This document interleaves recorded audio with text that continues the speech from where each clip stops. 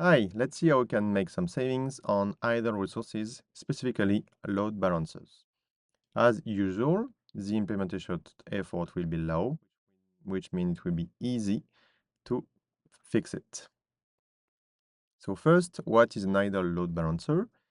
It's idle when it processes no traffic despite running regularly and still incurring the hourly charge.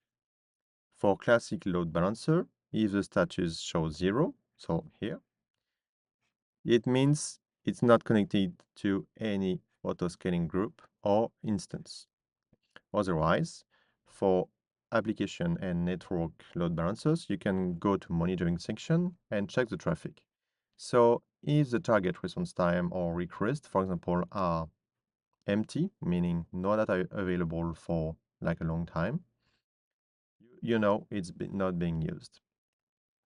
You can also use AWS billing service and go to build section to check for idle load balancer.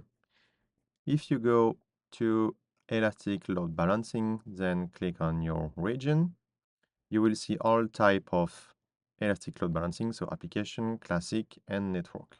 And if you see only one line, it means you don't have any data ingested. And you know those are idle. To find them all, you cannot use either Trusted Advisor or Cost Optimization Hub, but you can query the curves or the cost usage reports using Athena.